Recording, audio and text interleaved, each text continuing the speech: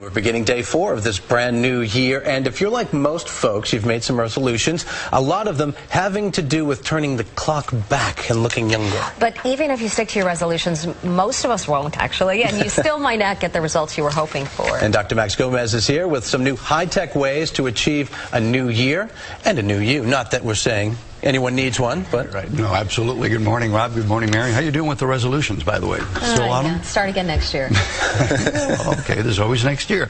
You know, as you said, even if you lose weight, exercise more, and eat healthier, sometimes Mother Nature needs a helping hand to turn back the clock, especially if a younger-looking face is what you're after.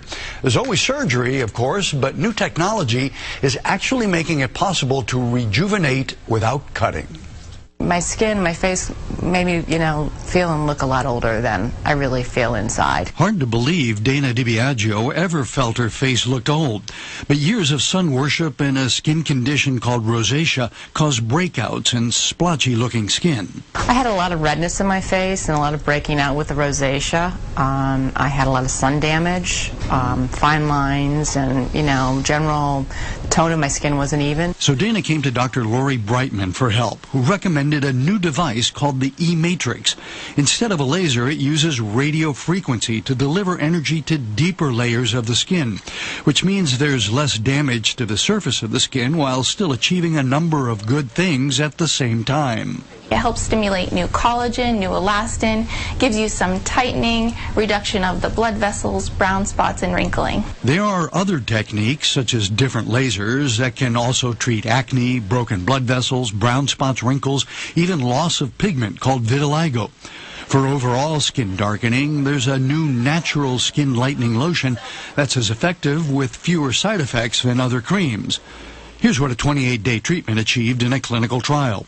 The key, though, is that no one approach works for everyone.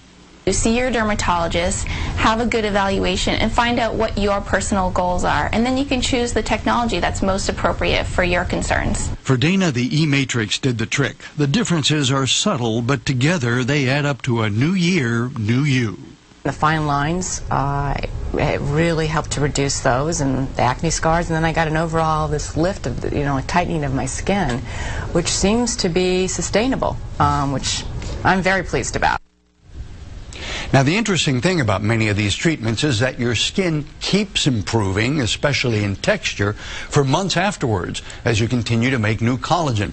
Now, Dana said that her face got red for a couple of hours after the eMatrix treatment, and her skin did peel some for a few days, but it was coverable with makeup. Bottom line, you can turn back the clock without surgery, believe it or not. This makes a big difference for so many people. It does. And then, even little subtle differences, when you add it up on your face, you don't need to change very much on your face for people to say, wow, you look really good, refreshed. Yeah. So why have surgery at all?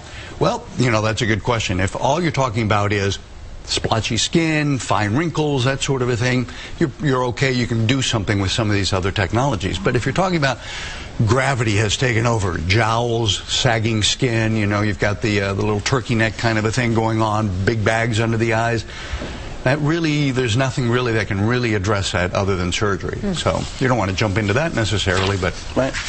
As he looks to me.